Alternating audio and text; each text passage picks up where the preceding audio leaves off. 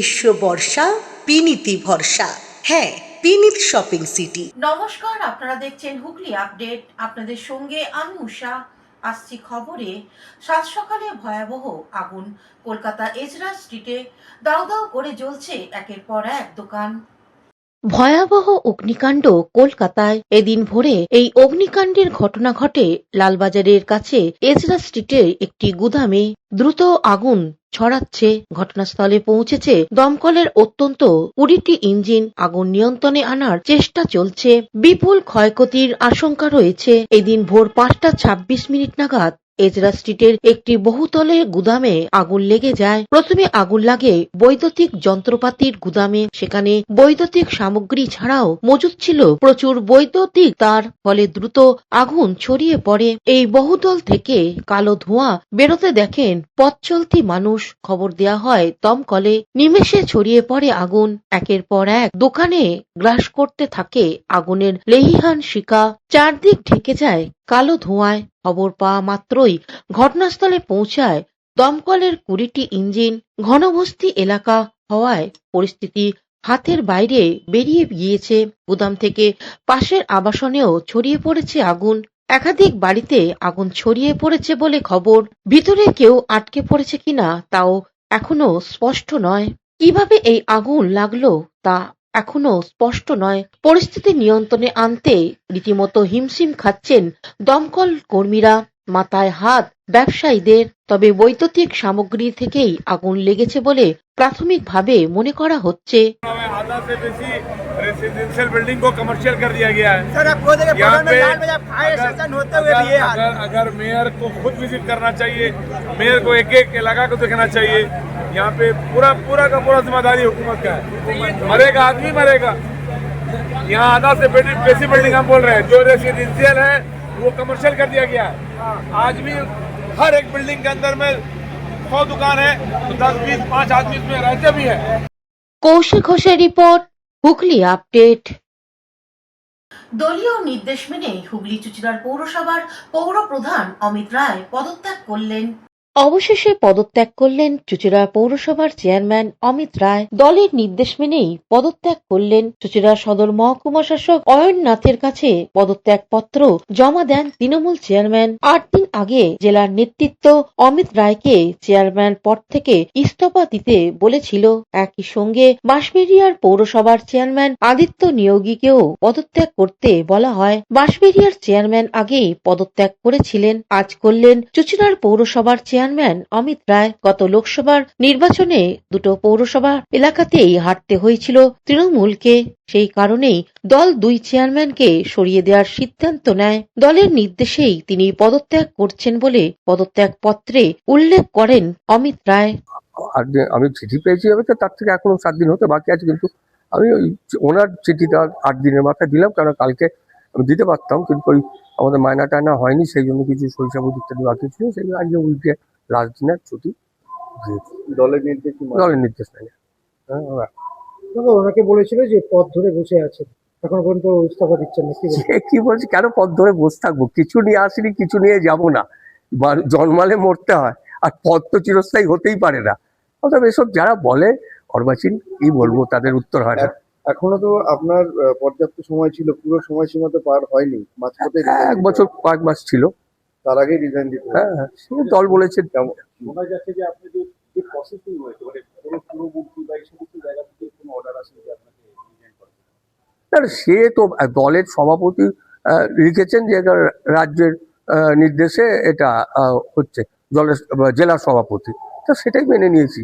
আর ওপরের নির্দেশের তিনি নিশ্চয়ই কারণ সবার সাথে কথা বলেই করেছেন। এই পদ্ধতি না, আমি সেই পদ্ধতির কথা বলতে পারবো না। দলের সভাপতি যেহেতু জেলার সভাপতি রাজ্যের নাম নিয়ে করেছেন, অর্থাৎ আমি ওসব চ্যালেঞ্জ করতে যাবো কেন? ওসব প্রশ্ন দিয়ে লাভ নেই। হ্যাঁ, বললাম তো যে অব্যাহতি পেলাম, এটাই বলতে পারি। আপনার যারা শুভাকাঙ্ক্ষী, আপনার সাথে যারা থাকে, তারা অনেকেই চুচুড়াবাসী অনেকেই বলছেন যে বিধায়ক পদের জন্য হয়তো অমিত রায়কে দেখা যাবে, কি মনে করছেন? না, আমি ওসব দল যেটা মনে করবে সেটা করবে। আমি কি দেখা যাবে কি দেখা যাবে না প্রিয়াজামশন করে কোনো লাভ নেই। বিধায়ক পদের জন্য যদি পদপ্রার্থী করে, আপনি কি? দল যেটা করবে সেটা হবে, এটা তো আমার মতের ওপরে হবে না। দল যেটা করবে সেটাই হবে, সেইভাবেই কাজ করব, সারা জীবনই তাই করেছি ছাত্র জীবন থেকে। যেটা দেখা যাচ্ছে কোনো রকম কারণ দর্শান নেই। কারণ কিছু দর্শাবো কেন, আমি দলের নির্দেশে হয়েছে সেটাই লিখেছি। দলের নির্দেশও দেখেন। হ্যাঁ দলের নির্দেশ আছে, দেখুন কোনো একটাই কিন্তু প্রেস শব্দ আছে। কনফারেন্স করে বারবার বলা হয়েছিল যে যেখানে ইনঅ্যাক্টিভ মানে কোনো রকম ভাবে কার্যক্ষমতা করা হয়নি বলে আর কি রিজাইন দেওয়ার কথা বলা হয়েছিল। আপনি কি মেনে নিচ্ছেন যে শুধুমাত্র আপনার পৌরসভা হারের জন্য আপনাকে সরে যেতে হবে? না না, যে কারণটা দর্শানো হয়েছে যে পৌরসভা নন পারফরমেন্স, আমাদের পৌরসভা 1500 ভোটে হার আছে, নন পারফরমেন্স ভোট, কাজ করতে পারিনি এটা কিন্তু নয়।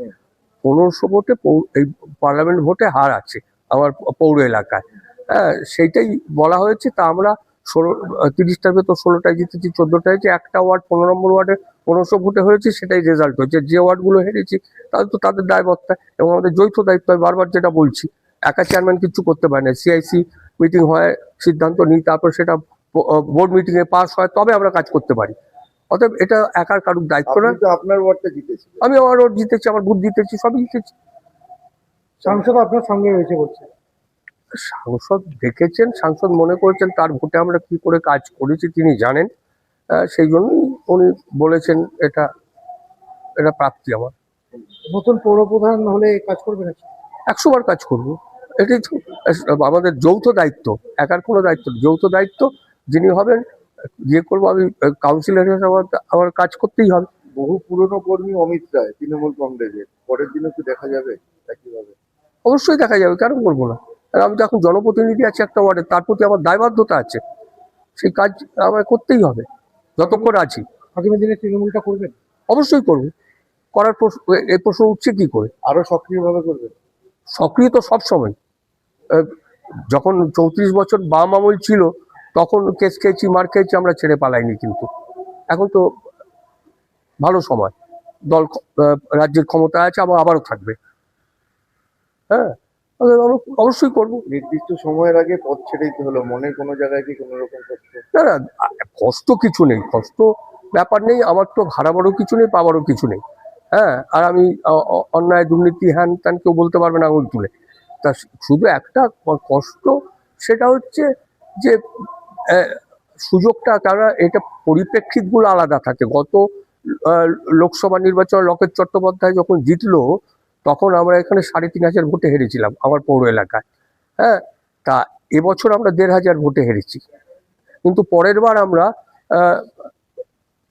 যে বিধানসভা নির্বাচন হলো সব জায়গায় জিতেছি, পৌর নির্বাচন হচ্ছে 29টা ওয়ার্ডে জিতেছি।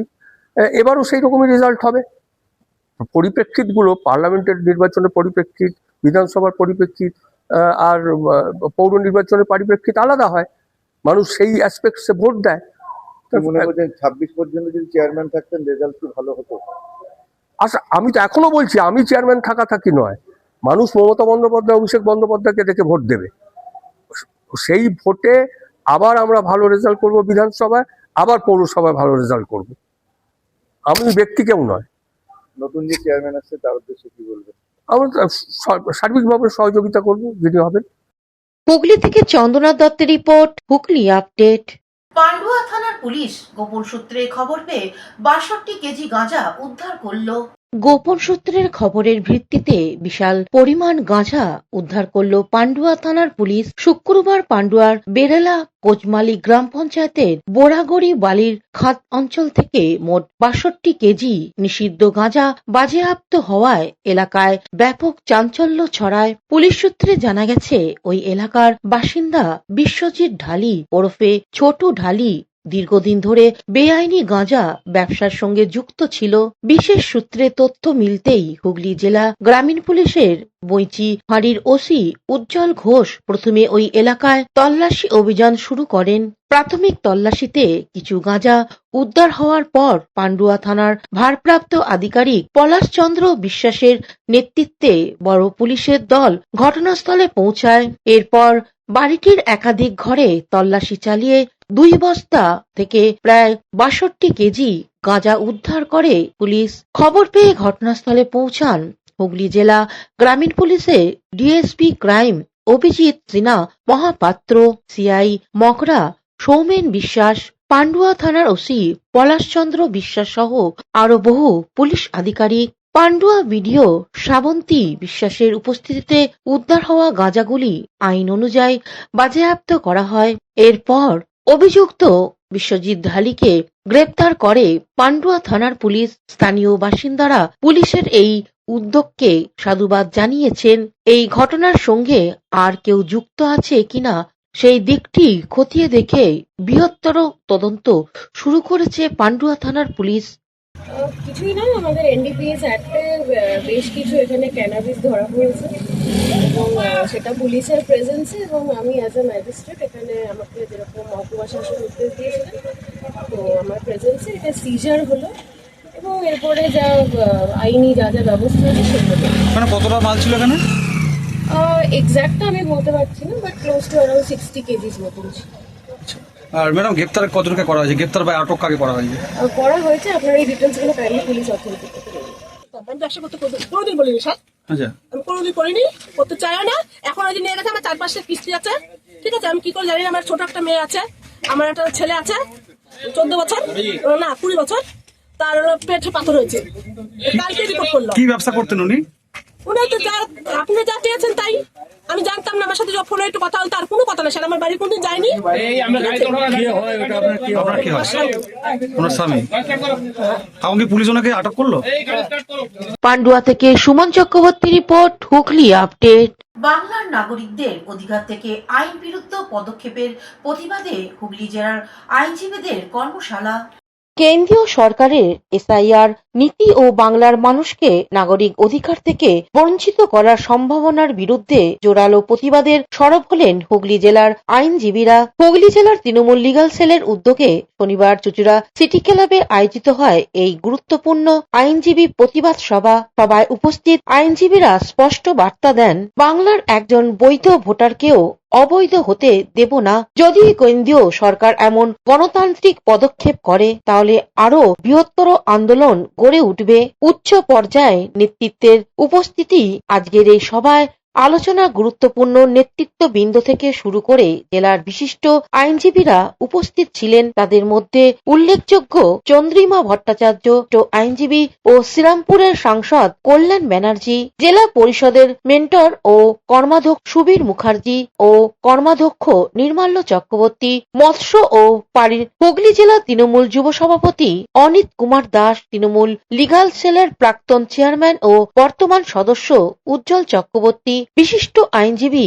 এছাড়াও জেলার আইনি মহলে বহু আইনজীবী ও কর্মীরা এদিনের সভায় উপস্থিত ছিলেন। আইনমন্ত্রী চন্দ্রিমা ভট্টাচার্য কড়া ভাষায় সমালোচনা করে বলেন, আপনারাই বলুন যে যেদিনকে ভোট হয়েছিল সেদিন তার আগের দিন ব্লাস্ট, 11 তারিখের আগে ব্লাস্ট হয়েছে। তারপরে ভোটের দিন আপনারা সবাই ওইটা নিয়েই ব্যস্ত ছিলেন স্বাভাবিকভাবে যেখানে হয়েছে, অথচ কেন্দ্রের সরকারের পক্ষ থেকে মাননীয় প্রধানমন্ত্রী তিনি ভুটানে ছিলেন, তিনি ভুটান থেকে গর্জন করলেন যে একজনকেও একদম ছাড়া হবে না। তারপরেও কিন্তু হয়ে যাচ্ছে একটার পর একটা, শ্রীনগরে হচ্ছে, অন্য জায়গায় হচ্ছে, তো এর জবাবটা কে দেবে? কাদের হাতে এটা? অন্যদিকে সাংসদ কল্যাণ ব্যানার্জি বলেন, শয়ে শয়ে মানুষ মরছে। যিনি নির্বাচনের আগের দিন রাত্রে লালকেল্লায় গাড়িতে বোম রেখে বোম ফাটিয়ে যেতে, সেই প্রধানমন্ত্রীর কথাতে কিছু হয় না। জঙ্গলরাজ আপনি নিজে তৈরি করেছেন। গুজরাট হচ্ছে, যখন আপনি ছিলেন তখন গুজরাটে খুন করে আপনি এসেছেন, অর্থাৎ আপনার মুখে এসব মানায় না নরেন্দ্র মোদী। আর জঙ্গলরাজ কোথায় আছে? জঙ্গলরাজ তো আপনার বাড়িতেই আছে। জঙ্গলরাজ তো আপনিই তৈরি করেছেন, মধ্যপ্রদেশে করেছেন, দিল্লিতে তৈরি করে ফেলেছেন, সব জায়গায় জঙ্গলরাজ আছে। পশ্চিমবাংলার মানুষ অনেক ভালো আছে। 2020-তেও বলেছিলেন 2026-এ আপনাকে যোগ্য জবাব দেবো নরেন্দ্র মোদী। এমন জবাব পাবেন না আপনি আর সিট দ্বারাও সোজা করে উঠতে পারবেন না। রাজ্যপাল বলছেন যে ভোট, রাজ্যপালকে আগে বলুন যে রাজ্যপালের ভবনে যেন বিজেপির সমস্ত ক্রিমিনালদের যেন রাজভবনে না রাখে। ওই রাজভবনে বসে ক্রিমিনালদের রাখছেন আর সবাইকে একটা করে বন্দুক দিচ্ছেন আর বোমা দিচ্ছেন, মেরে এসো তৃণমূলের লোকেদের। আপনি আগে সব এটা বন্ধ করুন। আপনার মতো অপদার্থ রাজ্যপাল যতদিন থাকবে, বিজেপির চাকর বাকর রাজ্যপাল যতদিন থাকবে, ততদিন ভালো জিনিস পশ্চিমবাংলায় কখনো দেখতে পাবেন। বিহারে এনডিএ ফল ভালো হয়েছে, কিন্তু প্রশান্ত কিশোরের দল একটা সিটও পেল না। আর প্রশান্ত কিশোরকে নিয়ে আমি কোনোদিনই মনে করি না হি ওয়াজ এ পলিটিক্যাল পার্সন। হুগলি থেকে অভিষেক গুপ্তা ও চন্দনা দত্তের রিপোর্ট, হুগলি আপডেট। এখন নিয়ে নেব বিজ্ঞাপন বিরতি। বিরতির পর ফিরে আসছি খবরে।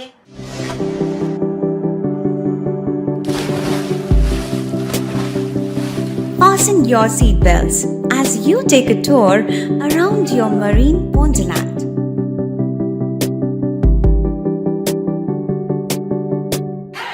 Spend a day at Aqua Marina and enjoy an array of water slides that give you butterflies in your tummy.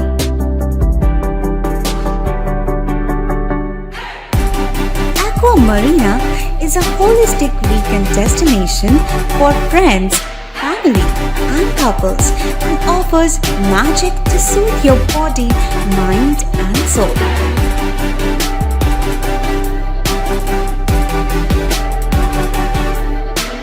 Aqua Marina, your customized magician. Welcome aboard and see the magic unfold. শীত, গ্রীষ্ম, বর্ষা, পিনিতি ভরসা। হ্যাঁ, পিনিত shopping city. যে কোনো মরশুমের readymade জামা কাপড় পাওয়া যায় একই ছাদের তলায়। ছোট থেকে বড়, পুরুষ, মহিলা ও শিশুদের একমাত্র নির্ভরযোগ্য প্রতিষ্ঠান। শীতকালীন যে কোনো শাড়ি, জিন্স, টপ, কুর্তি, চুড়িদার, পাঞ্জাবি মানেই পিনিত শপিং সিটি। আখন বাজার, চুঁচুড়া, Hooghly. Amala nursing home. Enjoy a weekend at Vedam, the paradise of peace. A home away from home.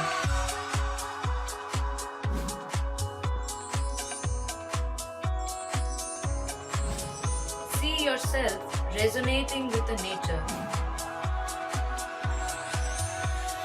Vedam welcomes you to create your best memories. বিরতির পর ফিরে এলাম খবরে। বিহারে বিজেপির জয়, চুঁচুড়ার হুগলির বিজেপির বিজয় মিছিল। বিধানসভা ভোটে বিহারে বিজেপির জয় জয়কার। সাধারণ মানুষ বিজেপিকে দুহাত ভরে আশীর্বাদ করেছে। আর এই আনন্দে হুগলি জেলার বিজেপির পক্ষ থেকে জেলা বিজেপির সভাপতি গৌতম চ্যাটার্জির নেতৃত্বে এক বিজয় মিছিল বের হয় সদর শহর চুঁচুড়ায়। জেলার প্রধান কার্যালয় থেকে বিজয় মিছিল বের হয়, সমাপ্ত হয় চুঁচুড়া ঘড়ির মোড়ে। মিছিল শেষে জেলা সভাপতি গৌতম চ্যাটার্জি এক সাক্ষাৎকারে বলেন,